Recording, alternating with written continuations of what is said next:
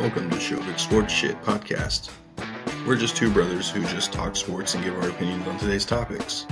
This is for entertainment purposes only, and these are strictly our opinions and views. So sit back for the next hour and enjoy our sports takes. All right, we have a special episode for Super Bowl week. Chiefs, Eagles. Chiefs going for their three-peat. Eagles trying to get over the hump just a couple years ago. We had a really good Super Bowl game between the Chiefs and Eagles. Can they do it this time? And joining us with a special guest, Arrowhead Chief Podcast. Find him on Instagram. And I'm assuming, and we'll have him tell you guys where to find the podcast as well at the end of the show. Cris, go ahead and give us a little background of yourself. Thank you again for joining us. Thank you guys for having me on. Yeah, my name's Cris. I'm originally from Kansas City, Missouri, but I live in Las Vegas right now. But I actually have two podcasts. My Chiefs podcast, Arrowhead Chief Podcast, do every Tuesday, relatively around 7 p.m. Central Standard Time, where we talk everything Chiefs. Me and my co-host Mark. Shout out to Mark. And Ash and Ty and Clarence, those are my other co-hosts that come on sometimes. But I also have another podcast that I do with my partner out here, my boy Maul. We're Cris and Maul podcast, and we talk all sports, basketball, football, baseball. We talk everything. So that's my other podcast I do. I've been doing my Chiefs podcast for about 3-4 seasons now. I started off just recording in front of a camera and just talking Chiefs, and then as time went on, I've evolved, and now I do a live show every Tuesday. And same thing with my Cris Lamar podcast. Been doing that for a year now, and me and him, we met at work. He's a Raiders fan, I'm a Chiefs fan, and pretty much our podcast developed off I would go to wherever he's working at, and we would just pretty much talk trash to each other. And that's how that podcast developed, and we had good chemistry. So we just was like, let's go ahead and start a podcast, because I wanted to talk other things than just talk about Chiefs. So I just started that one. So yeah. And again, we've always been, and we kind of do the same. We'll talk any sports. We typically stick. I'm the Broncos fan here. Okay. My brother Austin over here is the Chiefs fan. So new territory, obviously, for me, talking Chiefs, trying to be, somewhat non-biased and just realizing, what's in front of us right now and the run that they've been on, Right. Not only in the AFC West, but just in football in general. Mm-hmm. Obviously, having a chance to three-peat, I mean, that's nuts. All the other teams who had that chance didn't even make it past the AFC Championship game. So for them to kind of have the run that they're on right now, while a Broncos fan, yes, but you still got to understand that it's history too. Yeah. And I don't know if we're ever going to get a chance to see something like this, because what's not to say they do win this weekend, next year, maybe a four, going. So now the history just keeps getting rewrote. Right. So, we talk everything too. Football mode right now. We'll hit NFL off season, and then we'll have a little baseball episode before spring training games get going too. So let's kind of dive into it. Three-peat, man. So what comes to your mind as a Chiefs fan and someone who's kind of covered the Chiefs and talks Chiefs? What comes to your mind when you hear that your team has a chance to three-peat? I'm sure Austin can attest to this. Never would have thought the day that we'd be talking about it.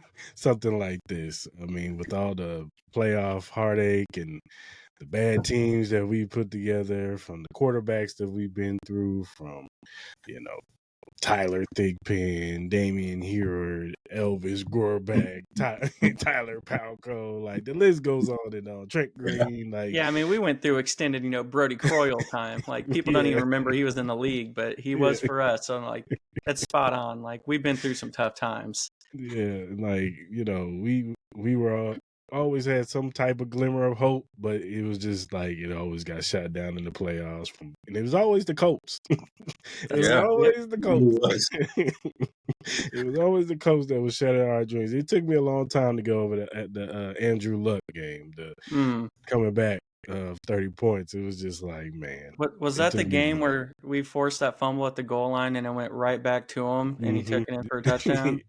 Yeah. That's what I think that's kind of how you realize that your luck was probably not quite there yet. Yeah, no, it's and I think back, the first time the Chiefs thought they were maybe going to do that rebuild, you get Todd Haley, and then you bring in Matt Castle, maybe thinking the tides were going to change, and that absolutely failed.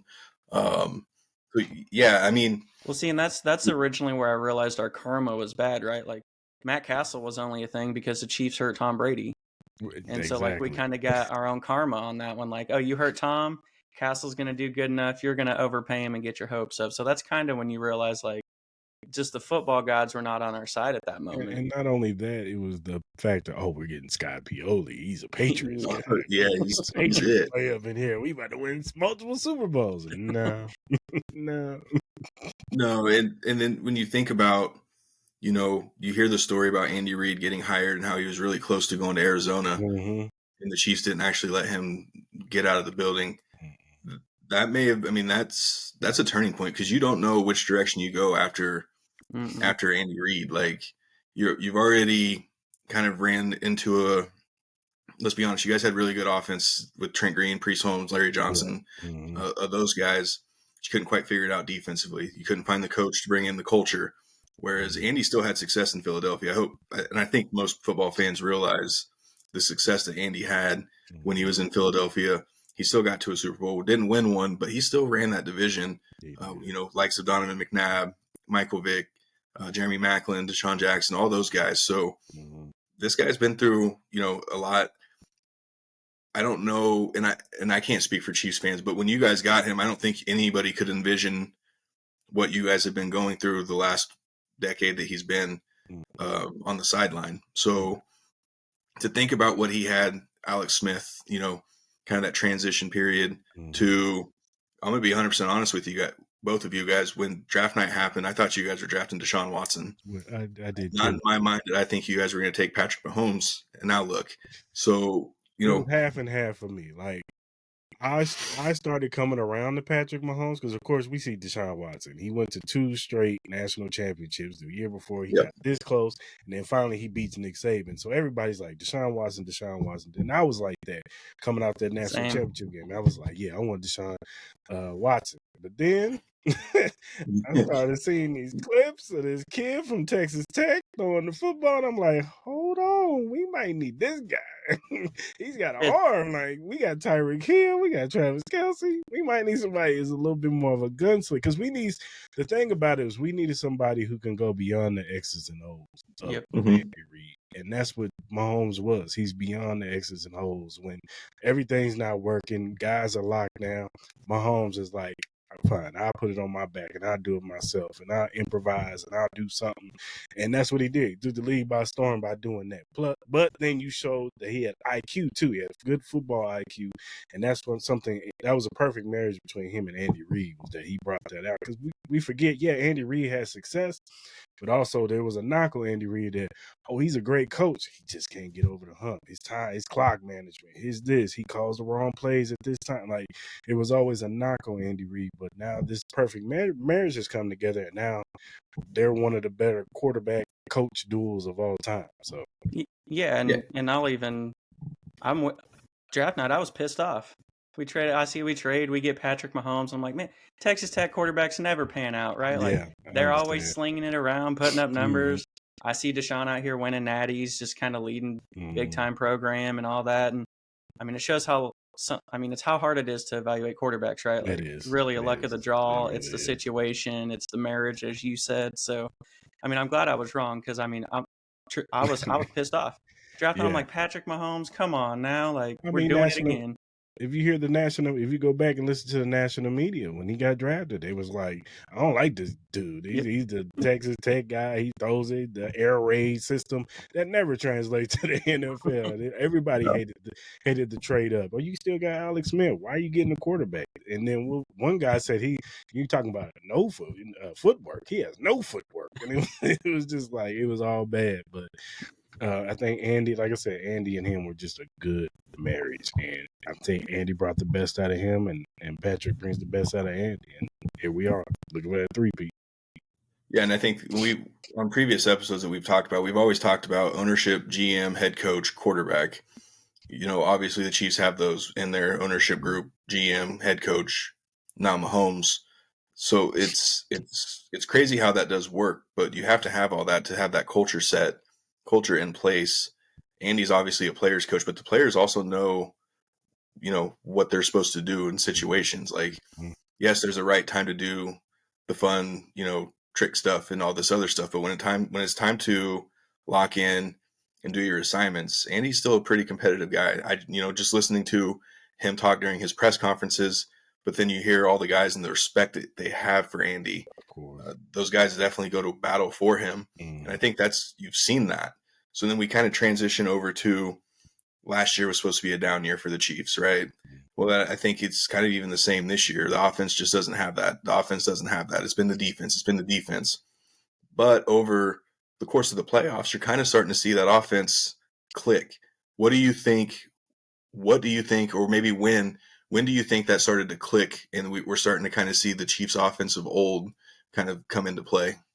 Well, to mirror off of last year was just more so a talent situation. They rolled the dice on Kadarius Toney. That's really what it was. They thought Kadarius Toney was going to be a number one wide receiver because he showed some flashes. He a big punt return in the Super Bowl against the Eagles, and everybody's like, ah. So we come into this season, and we forget that the first training camp, not a play, but he just stepped on the field and got hurt. And was out for the rest of the training camp because that's the knock on Kadarius Toney. He couldn't stay healthy. So, mind you, he didn't have no preseason. He have nothing. So then Travis Kelce gets hurt. So then now they're saying, oh, well, Kadarius Toney's going to play. No training camp, no nothing. And it showed in that game against Detroit because he dropped like every pass. He's the reason why we lost that game. It wasn't nothing that Detroit did. The pass that he dropped and it bounced off his hand and went to Brian Branch's hand for the pick six. That's what lost us the game. Because if he bats every ball down on purpose, we still win the game. Yeah. And then all last year was just about dropping every pass, name the man coming his way. Like but then in the playoffs, he's Randy Moss. Like he catches everything. And then Travis, it was just more so. I think they was just like he was hurt coming off the leg and then the ankle. They was just trying to get him to the playoffs. Just get him to the playoffs. That last week of rest, that did wonders because you saw in the playoffs he did good in Buffalo. The first half against Baltimore, he was vintage Travis Kelce. Then you go fast forward this year. Now we getting second year. Oh, and Rashee Rice coming along in the second half too. Then we come into this year. We get Rashee Rice. He's a second year. He knows the offense now. We're getting Hollywood Brown. And I know there's a lot of people knocking Hollywood Brown, but Hollywood is he's a very good wide receiver. He can get open. He can get separation. And that's what we was banging on. And we got him at a minimum, like $7 million. Like, that was a steal. So we're getting him. We get Xavier Worthy in the first round. So the speed is coming back. Pacheco's coming back healthy. And then it was just like they started dropping like flies. Like Hollywood gets hurt in preseason. Then Pacheco gets hurt in the Cincinnati game. Then the Chargers game where Patrick Mahomes, I don't know what he was trying to tackle, and he takes out Rashee Rice. So now we're down to Travis Kelce and Xavier Worthy. And you know how Andy Reid feels about rookies. Yep. He likes to develop him. But now we got to speed his stuff up. Like, hey, you got to learn the playbook more now. So now he's got to speed up. And it was a little month where Xavier Worthy was having some issues. Then I think like November came along. He started coming along. And then once we wrapped up the division in the Pittsburgh game, that was the best thing that ever happened to us. I think getting Hollywood Brown back. You see it.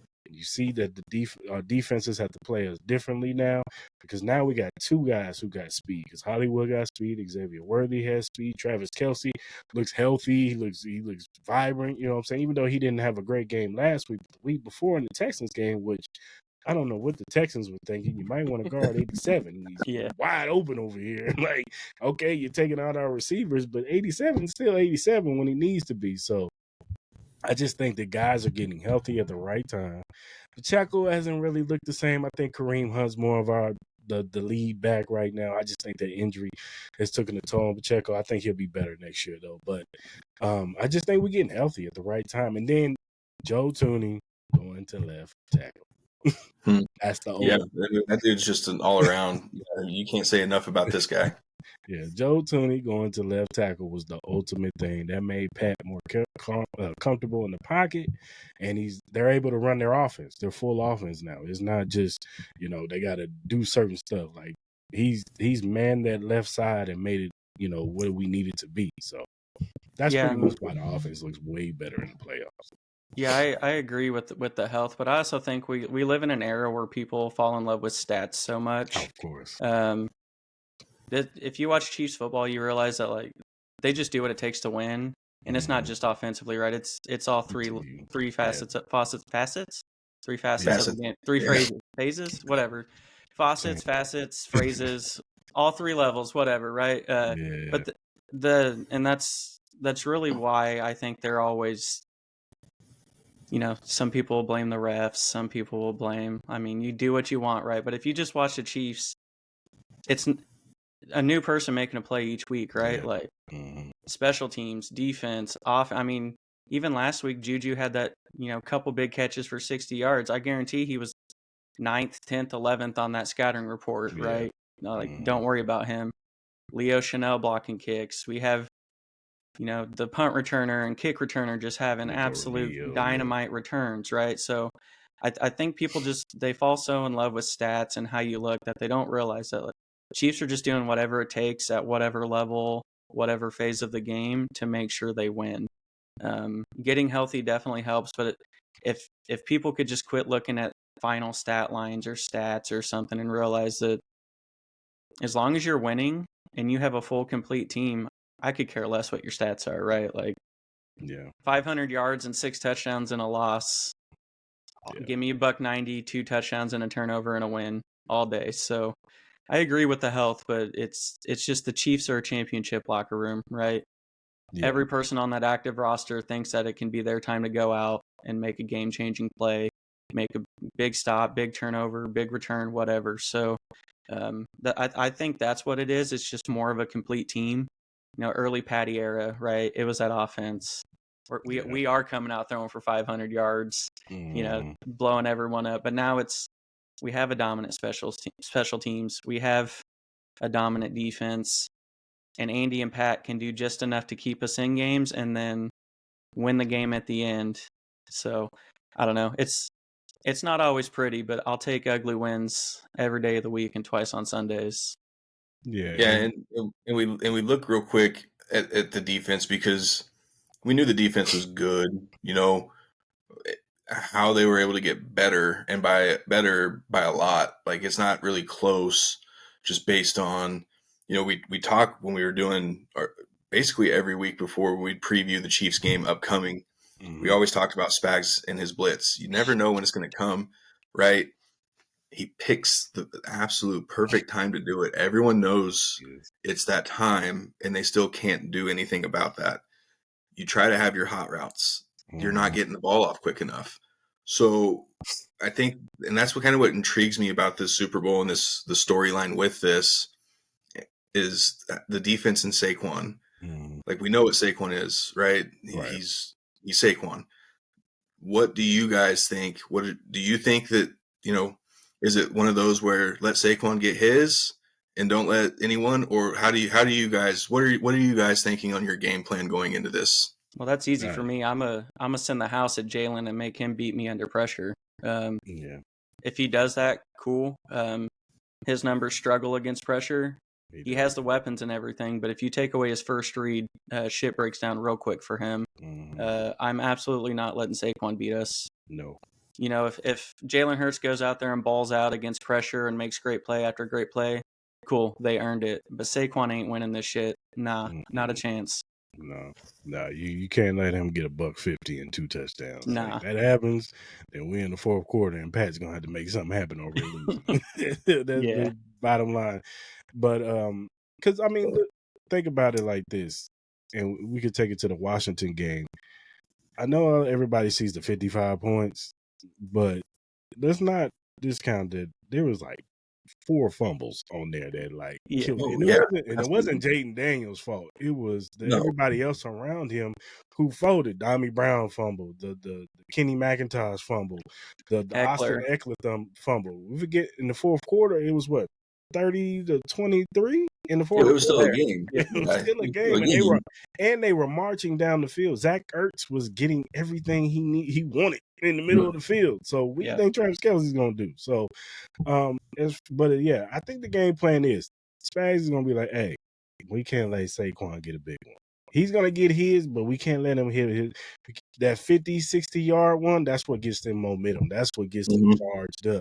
And then you got to worry about that. Plus, Jalen Hurts, he can pull and run himself. It's just like you got to have a good spy. The defensive line's got to not break their containment in the gaps. They got to stay in contain and not try to head hunt after Jalen Hurts because they can run right past him and leave the middle of the field wide open and he can run for 20, 30 yards. So it's all about discipline on the defensive line and the linebackers, man.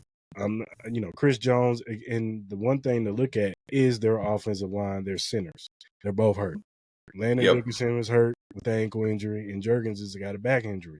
That's not something you want to have when you got Chris Jones in front of you or Charles Omenihu. So I think it's going to be a lot of twists and stunts going after that middle and trying to go after Jalen Hurts. And Jalen Hurts, and what Austin said, you take his first read away, he holds the ball a lot. That's why he tends to get sacked a lot because he just sits and holds and holds and holds, and it's like, run, man, what are you doing? And he's just sitting there waiting for somebody to get open, and that tends to get sacks and fumbles. Yep. That's what happened in the other Super Bowl. He in the second half, Nick Bolton hit him and he got the fumble, and that changed the tide of the game right there. And if you're Jalen Hurts, you can't have that because that could be bad for you.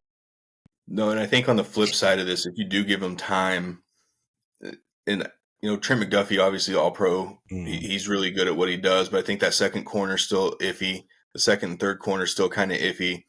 So you still have to watch for Devontae Smith and A.J. Brown, Dallas Goedert as well. And then another one that, man, I don't know if he's going to be cleared or not because I know he was in concussion protocol, was Kenneth Gainwell, kind of the receiving back, matching him up with the linebackers and try to get him open in space. I don't have as much faith, obviously, in the coaching staff for Philadelphia as I do I'm not a big Sirianni fan either. Nah. Yeah, so it's like all these things the Eagles could possibly do, and they still could. Yeah. I just don't have the faith that they're going to scheme it up to where, you get your running backs out against those linebackers and in the coverage, open space, the flat routes. Again, I think there is going to be a ton of opportunities for those strip sacks because, like you said, he does hang on to the football. And he kind of hesitates when he takes off. Unless it's actually like a QB blast or QB draw type situation where he knows where he's going, he can find that time. But if you get him in a scramble drill, in the scramble mode, he kind of hesitates, and that gives you a chance to, get those hits on him. I think the more hits he takes, the more happy feet he's going to get and be more likely to take off when he doesn't need to.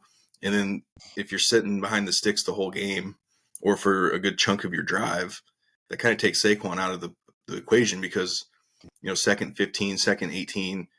Yeah, you could run, but then you're going to set yourself up possibly for third and long. So let's talk about, it's almost kind of the similar storyline of the first Super Bowl where the Chiefs haven't faced a defensive line like this before, right? And they kind of shut that down really quick last Super Bowl. But these guys are a couple years older now. Jalen Carter, those guys, I think their defense is a little bit quicker, they have speed. You had mentioned earlier about keeping the field wide open, and Zach Ertz was kind of able to do what he wanted. Well, Travis 87 is going to be there, right? So is there any concerns that their D-line maybe gets to Patrick early and often, or do you think that they have a plan in place for maybe some hot routes and getting those other guys like Worthy and Hollywood Brown on those quick game? Well, at first my concern was where Jalen Carter was going to line up. If he was lining up on Caliendo, Lord Jesus. He's lining up Caliendo, I don't know, but he's lining up. They said he does most of his damage from the right side, which means he'll be over Trey. So Trey's gonna have to be on his P's and Q's. Creed Humphrey's gonna have to be on his P's and Q's too, because it's not just him; it's Milton too. They got guy. Milton He's pretty good Williams, too when he rushes the passer. And then you got Sweat on the outside. I don't know if Brandon Graham is going to play. If he does, he'd probably be like third down situational type dude because he's coming off a bicep injury. But that defensive line is no joke. Jalen Carter is the next Chris Jones, Aaron Donald type pass rusher from the defensive line. Like, that kid's going to be the best in a couple of years. So he's definitely the guy you got to worry about. But if we can contain him, I think that if we can run our offense like we need to run our offense, I think that we'll be fine. If we can get these wide receivers on linebackers and safeties, I think we'll be fine. I think we can move this offense up and down the field like we've been doing in the playoffs. So, yeah, I think you're going to see. Again, I think this goes to kind of what you said, Corey. I trust Andy, right? I think what you're going to see a lot more of is a few more end arounds, a little bit stuff kind of side to side to get that D-line kind of just going, running, tire him out a little bit. You're going to see the pocket move a lot, some kind of those naked bootleg type deals, just to prevent that D-line from kind of just getting in rhythm, not having to run, right? Like, make him go sideline to sideline. We'll run, go one play all the way to the left. Next one will come all the way to the right. Like, just get him, move him, get him uncomfortable. So I trust Andy has a game plan. As much as I like the interior of our line, you still don't want to just leave him on an island, right? You want to help him out as much as you can. I trust Trey, I trust Creed, but at the end of the day, you're not wrong. Jalen Carter he's a game wrecker. Honestly, we've seen it with Chris Jones, and this guy's no different. But I trust Andy, right? I trust the game plan. It's just a matter of executing. Like, look, there's two really good teams, right? Like, we could go back and forth and make a really good case for why both teams could just blow it out, right? So, but I trust Andy. I think the game plan will be there, and we're battle tested enough to where I believe the execution will be pretty good too. And their corners are really good too. Quinyon Mitchell is probably a defensive rookie of the year candidate. That kid is. Absolutely. We all know how big play Slay. He's pretty good himself too. He's not as what he used to be, but he's a good number 2 corner. And what's his name? You got Mitchell and DeJean. Cooper DeJean, he's really good too. Now, ever since they moved him to the nickel, he's been really good. Blankenship is not bad, and Charlie Garner Johnson is not bad either. Even though I can't stand him, he always talking trash. And the crazy thing is the Chiefs' run game is kind of iffy here and there, but I think what people don't realize is screens are kind of an extension of the run game, and we know Andy's one of the better ones when it comes to screen designs, whether it's getting Xavier Worthy on even a jet sweep, just getting those guys moving side to side. Do we think the Chiefs can get the run game going? Or, we see them kind of, we think they're going to run and then they don't, but they do in a way of, as far as like extending it out to like the screens, the quick passes. And then it seems like towards the end of the game when they do need that run game, Kareem Hunt's been that guy to kind of close it out. Yeah. I think that they'll stick to the game plan. They usually do Pacheco in the first half, get him going.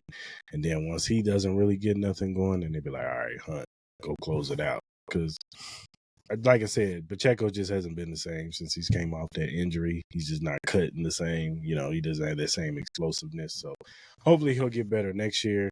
But, maybe these 2 weeks being off, maybe that did him some good. But, yeah, I think Kareem Hunt is our lead guy, and I would like them to use some IGP Ryan more in the passing game too. Saying that all year. I think he's our Jared McKinnon type. Like, he's just, you saw he closed out the game for us against Buffalo. And I would like to see more of that. I think that would be a hidden gem in this game if some IGP Ryan can get going in the passing game for sure. Yeah, and I don't know what the breakdown is previously, but I do know Andy and Patty record-wise and win-wise have kind of dominated Vic Fangio's defenses. I don't know if that was being able to develop the run game or just we do what we do, but they've had nothing but success against Fangio's defenses.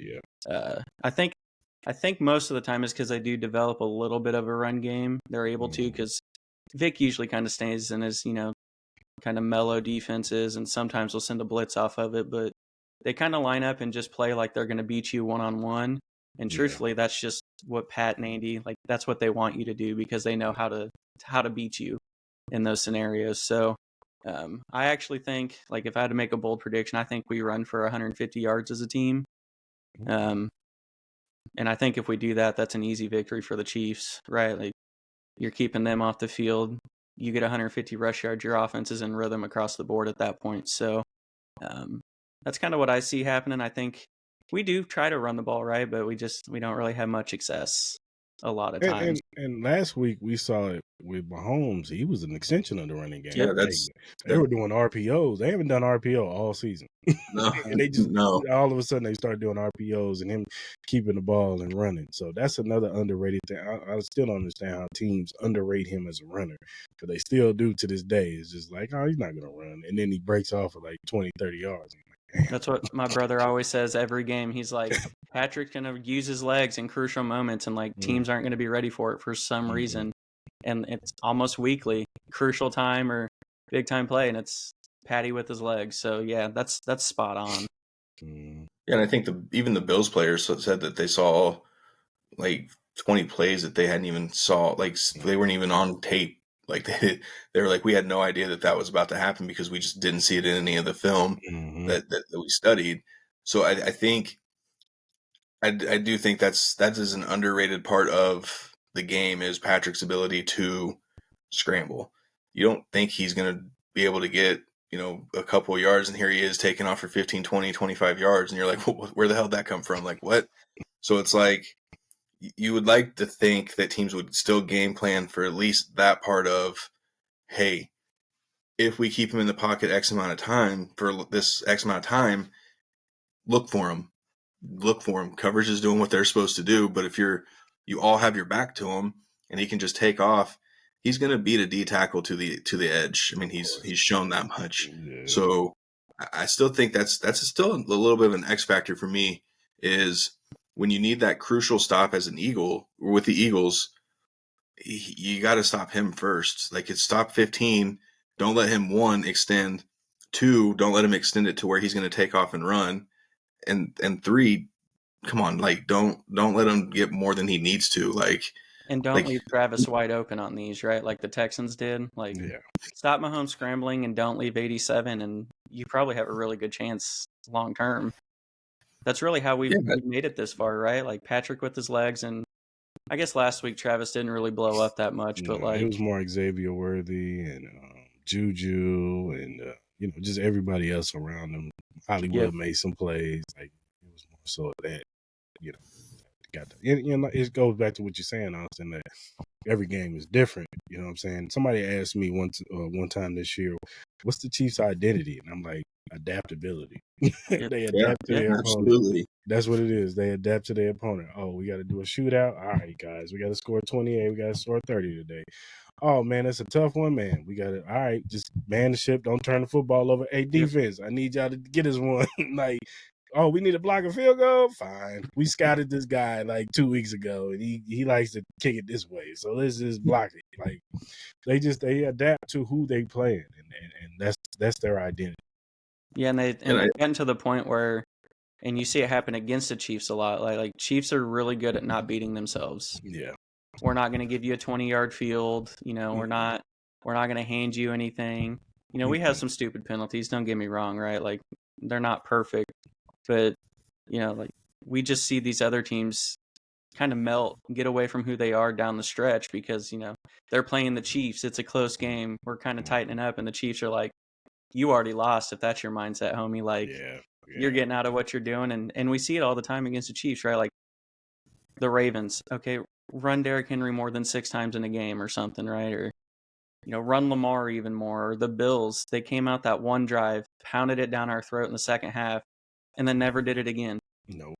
At all. So I think that's also the Chiefs is like, we're not going to beat ourselves, right? We're going to wait till you kind of mess up, till you crack the door open, and then us being who we are, right? Like we've been in this year after year after year, game after game. Like, thanks for giving it to us. Thanks for cracking that door open. We're going to take advantage of it like you didn't. So, it's a bunch of little things, and I like that adaptability, right? Do what needs to be done against that set opponent that day. And I think that's one of the best things you could say about a team. Yeah. So I sat here doing a podcast this time last year, begging Kyle Shanahan to just run the football. Like, don't get too cute. Don't do anything. You're not just run the football. Use Christian McCaffrey. Play smart. I think the thing that the teams get into with the Chiefs is they think they need to get into a shootout when you don't have to.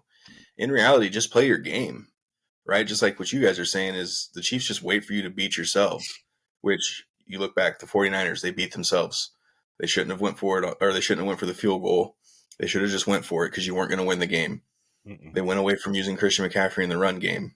You know, I don't, and this is where I don't trust the Eagles coaching staff of don't get away from the run game.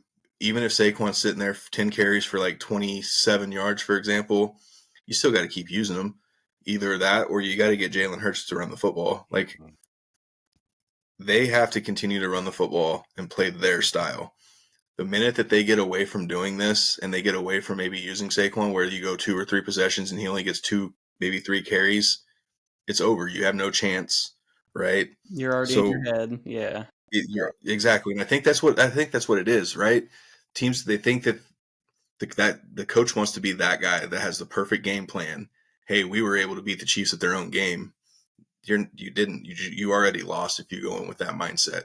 Give me an X factor of, I know you guys don't want to do this, but the Eagles win if they have success on first and second down with Saquon. There's in 2nd and 5, 3rd and 2, they can definitely win that game because that means they're having short fields, and then the tush push comes into play and all that stuff. Yeah. So, and they're the only ones that can really run that move. Like, it's unstoppable when they do it. So, they had, like I said, they had to have short field. They can't be 2nd and 15, 3rd and 20 like that. You can't do that. You'll lose bad if they have a lot of those. At that point, yeah, you guys, we have to beat in the first half. You're like, what's up? Yeah. So, they gotta have short downs. Like I said, win in 1st and 2nd and get into short yardage and 3rd down. And on offense, same difference. On offense, same difference. We gotta convert 3rd down conversion and in the red zone. That's really where it's crucial for us, in the red zone. I love Harrison Buckner. I don't want to see Harrison Buckner only unless we kicking an extra point. That's it. I don't want to see 3. I want to see 7. You got to score 7. We got to apply pressure and make them do something stupid. Make them chase points. That's what we got to make them do. And that means they got to throw the football. And look, Jalen Hurts, he could throw. I'm not trying to take nothing away from him as a quarterback. I think he's a very good quarterback. But he's better when they're running the football. And we can contain Saquon, like you said, and minimize him. If Saquon has, 15 carries and 80 yards, that is a successful day. Yeah. Oh, absolutely. Yeah, absolutely. You'll sign up for that any time of the week you can get that. Yep. No, I agree. I think I'm going to go with the cliche one, but Corey, you've known me my entire life, obviously, so you probably won't be surprised. But I think the Eagles win if they just dominate the trenches, right? I think that's where the difference on paper really lies right now. Eagles are supposed to have one of the best offensive lines. I know they're a little banged up, so that could play a little bit into it. But if the Eagles' defensive line is able to cause havoc, get us into some long 2nd, 3rd downs, that's trouble. And then if their offensive line is just moving our defensive line, that obviously isn't good. So I think the Eagles win if they just dominate the trenches, right? Like, to me, that's always where games are won or lost or really swung. So I know it's kind of cliche, but I think that's really where the difference is in this game. You're right. Yeah, and you had mentioned earlier, Cris, about point chasing. I think Buffalo had started doing that a little too early last week.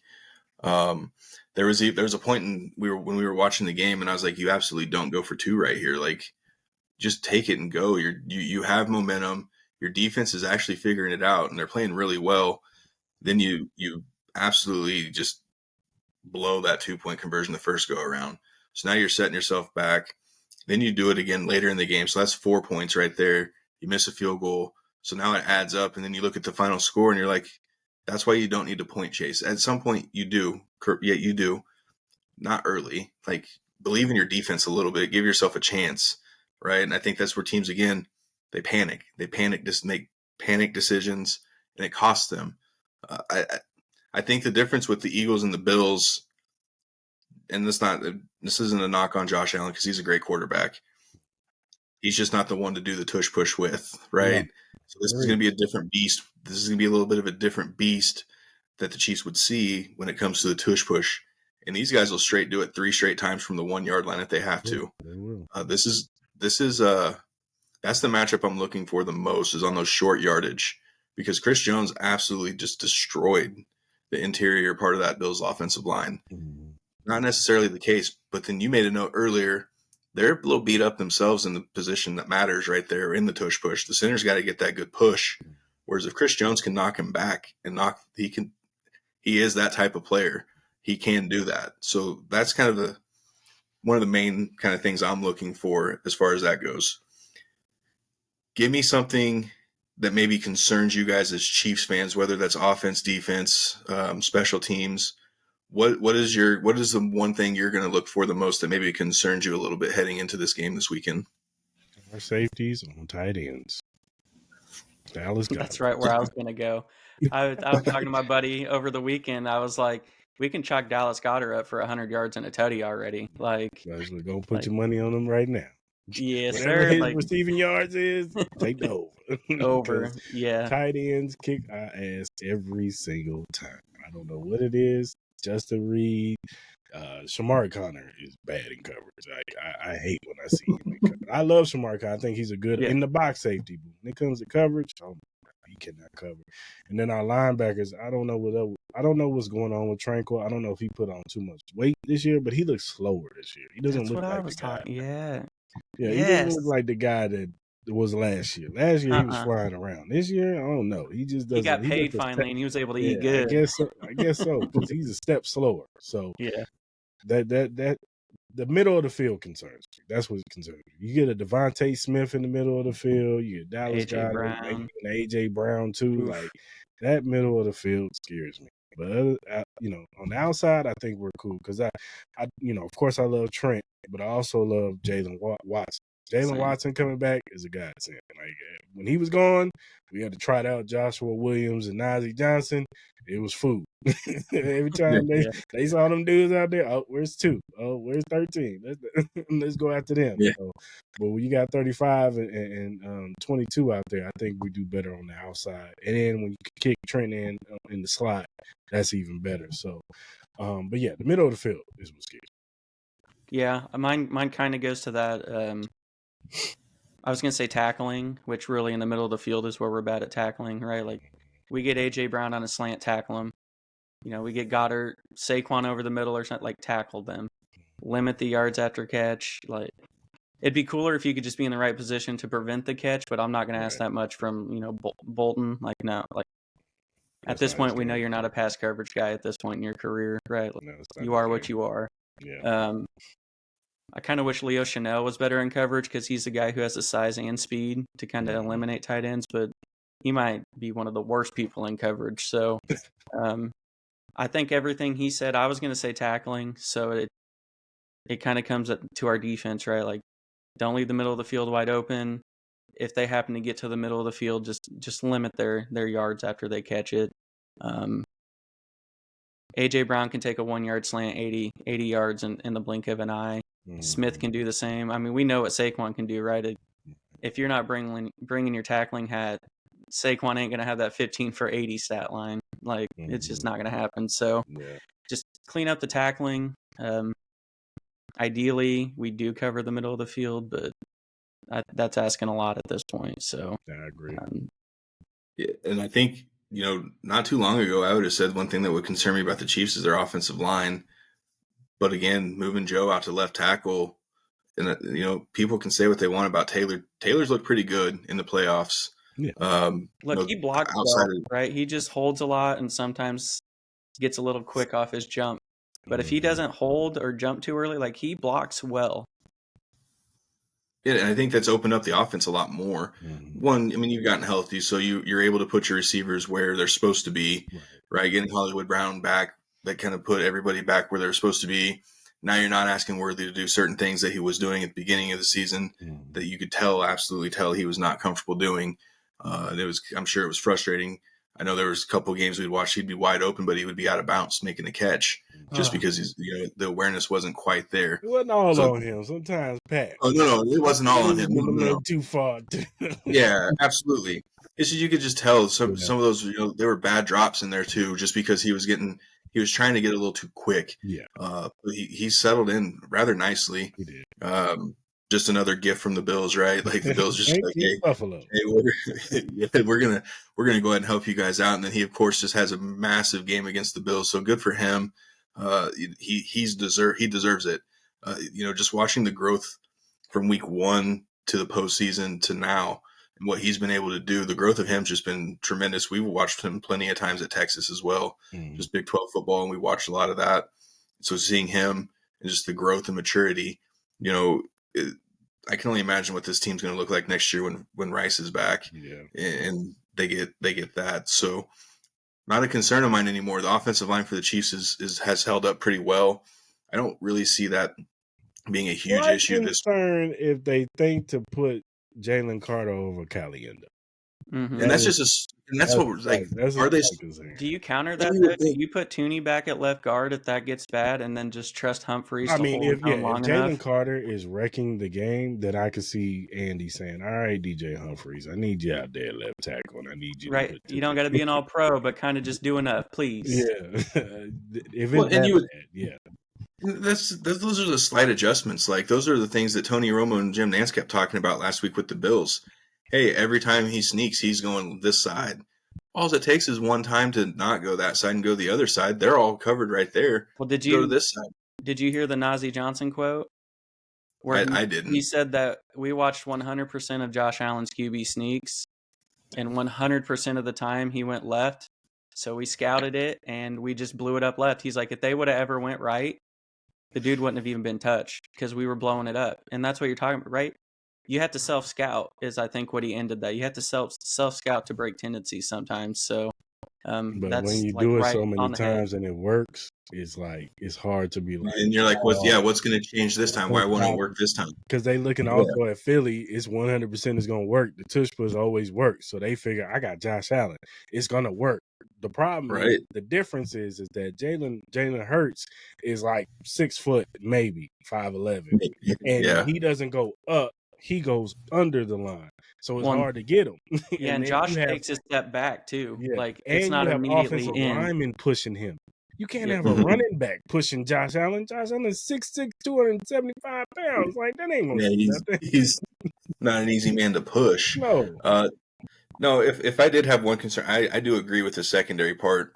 The thing that counters that though is I think the Chiefs' pressure can get to Jalen Hurts. If they can't get the run game going, I don't think this is going to be a very good game. Because, again, if you're getting pressure on the quarterback and he's, again, it's no knock on him because, like you said, he can throw the football and he throws it rather well if he gets the time. It's just the Chiefs, that defensive line, man, talk about just those are dogs right there, dude. Like, you just watch them all year. Just Chris Jones and what he's meant to that team and being able to mentor guys like George Karlaftis, my guy, Felix. Yeah, and Charles Menahu coming back and doing some of that stuff. I think this defense can win this game for the Chiefs. And I think, again, that helps your offense knowing that, we don't have to do too much. But then the flip side of that is the Chiefs defense knows that 15 can go out there and win the game for them. How many times has he done that for him this season, or in his career? This season it was kind of reversed where the defense and special teams were helping out the offense.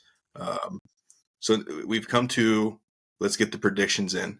Cris, you're our guest. Let's go ahead and let's hear what your thoughts are and who's going to win this game. I'm not gonna lie. This is a difficult game to measure because it is. It's very difficult because you can't deny the Eagles. They have talent, and if we're doing roster for roster, and talent wise, they might have a little bit more talent than the Chiefs right now, like offensively and defensively. But it doesn't just come down to talent; it comes down to coaching and the quarterback. And I just think that we have the overall advantage at that position. So I'm gonna have the Chiefs winning. I'm gonna go with a score of 31-24. Sweet. Austin? Yeah, no, I agree. But kind of just to counter off of that, right? Like, I know we're saying that the Eagles on paper look better than the Chiefs, but that's been a lot of matchups this year, right? Like, on paper, Bills probably look a little better than the Chiefs, but we have Andy and we have Pat, and Spags. Like, you know me, I'm gonna give my defense love. 100 days. Most definitely. So, like, I'm one. I believe in Spags. You know, my boy George, I called him having a 4-sack game against the Texans. He only had 3, so he let me down. But I think George is going to have another big game this week. I'll go a little bit higher, so he aims a little bit higher. But I think he's going to have a 5-sack game. He's just going to wreck shop, right? Like, if George Karlaftis has 5 sacks, we blew out. That's what I'm saying. No, I think this game's going to go kind of just how your typical Chiefs game has gone the last few years. It's going to be tight. It's going to be tight. Spags he's going to be mild throughout the game, but late when we have to have it, like we did against the Bills, shit's just going to go wide. That ball's going to be snapped, and even Chiefs fans at some point are like, did we just send 42 players on that blitz? Because, like, shit's just wild. That's what it's going to happen that way. It'll be close. Spags will dial it up.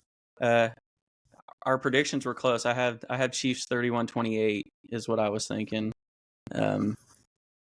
One way, it's either a walk-off field goal or we're going to be down by that Teddy late, and obviously Patty's going to come through, get us to that 31-28. But I think just like the last Super Bowl, if fans can just look beyond their crying for the officiating and all that, like, just enjoy a great game, because I think we're going to get another one just like it was last time, like just two great teams battling it out. And, like, I just hope fans can enjoy it and just not cry about every little thing they see. So I'm just happy to have a good game. That's really what I want. Obviously want the three-peat, but also as just an overall football fan, like, let's just get a good game going.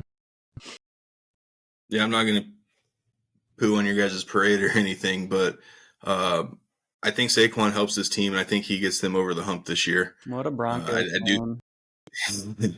I also just want to see a good Super Bowl, really. But I do think Saquon's the difference maker here. The momentum he's been able to bring to that team and that, that city and what they've been able to do. I think at the end of the day, it does come down to coaching. And even as a Broncos fan, I respect what Andy and especially Spags and what he's been able to do, taking over a defense a few years ago that wasn't very good, and what he's been able to do. I think that dude deserves to be a head coach. I think he deserves to be able to run his own team. Nope. And, but at the end of the day, I think Saquon gets it done. He helps him out. I do think it's going to be a little bit lower scoring game than what you guys had. I had 24-21 Eagles. Okay. I do have it as an overtime game just to make it fun. Yeah, I mean, I'm not surprised, right? Like, outside of Chiefs Kingdom, like, nobody wants to see a three-peat, right? Like, I get it. Haters gonna hate. Hey, man, I think it would be cool, but at the same time, no, it really wouldn't. Look, man, I remember the Patriots days, right? Like, I didn't want to see them win shit. So, like, but they actually cheated. Like, they had a murderer on the team. Like, yeah, like, we ain't even close. I'm tired of these fans having this revisionist history talking about, I prefer the Patriots. Do you not remember the Patriots? Nah, their whole legacy was built off of a bad call, the tuck rule. Like, what are we talking about? Practices and deflating football. Like, come on now. Again, if I'm being honest, I do. Again, the Chiefs probably do, just for sake of me wanting. I love Saquon. I've liked Saquon since he's been in the NFL. Really glad he got away from the Giants and what that poor organization's been able to not do with him. So again, perfect ending for Saquon and his good season. Should be the MVP. Obviously, it won't be him. As far as obviously the quarterbacks get it, and but again, if he had 150-something yards, he better get it. No, absolutely, and I totally agree with that. But at the end of the day, enjoy the Super Bowl. I mean, it is what it is. Not everybody's going to have their favorite team in it, right? So it's like you guys get to enjoy a pretty cool run that you guys are on right now. And as fans, don't take it for granted, because you don't know what's going to happen in 5, 6, 7, 8 years, right? Like, and back to what you guys were beforehand, like. But again, Cris, I want to appreciate and thank you for coming on. This has been fun for us. I know we've been wanting to interact with a lot more Chiefs fans on here. especially with how the season has been going. So for you to come on here and kick it with us for about an hour, talk Super Bowl, talk some Chiefs, then this is what it's all about. And this is what we wanted to do with our podcast when we got it going. Tell everybody where they can find you, your social media, and your podcasts. You can find me on all social media sites from Instagram, Facebook, X, or Twitter, whatever you want to call it. I'm on all of them. You can follow me at AH Chief Podcast for my Chiefs podcast, and if you want to follow my other podcast, it's Cris and Maul. You can follow us on that one too. Just hit us up, follow us on it, and subscribe to our YouTube channel too. So. Absolutely, and we're gonna have to get you on after this for some baseball talk, maybe. Why stop with football? I mean, we talk all sorts of stuff. The Royals, man, we coming. We Bobby Witt. Let's go. Yeah, let's go. It's just, even the dogs are agreeing with it too. They're like, what's up? So again, I appreciate your time. Yeah, man. It's, the run they were able to do last year and what Bobby Witt meant to this team. Salvador is obviously Big Sal, of course, and what he's meant to Kansas City. If there's someone bigger than Travis and Patrick in Kansas City, it's absolutely Salvador Perez and what he's meant to this franchise. So, but to see the baseball team supporting the Chiefs, Bobby Witt at the games, I could just text Patrick Mahomes whenever I want and just kick it with him. So it's like, yeah, man, I'm super excited. I know we're excited about this upcoming season and some of the stuff that they've been able to do. So, yeah, we'll definitely have to chop it up with the Royals this season and see how it goes. Yeah, man. Bro, do you have any closing remarks? Yeah, I got a couple things. It's only fitting that on a sports podcast we hear Kobe and Shaq barking in the background, right? Like, it ain't a sports podcast without Kobe and Shaq. But I also wanted to, I believe our guest is from Las Vegas, right? And I know you're a Chiefs fan.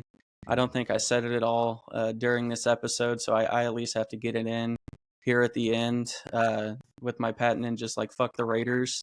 I think I get one of those in every episode, and I don't think I got that in yet, so I couldn't end it without that. Of course. What is it like? What is it like rolling around Vegas in your Chiefs gear and kind of being able to kind of flash it out a little bit?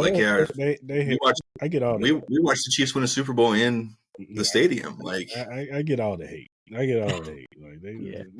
I'm always getting told every week, you gonna lose this week. Oh, you gonna lose. I'm picking the other team. Oh, the referees is gonna help y'all again. Like I get it all. I got tough skin. I'm so used to it now. It's just like whatever. Yeah, it's whatever.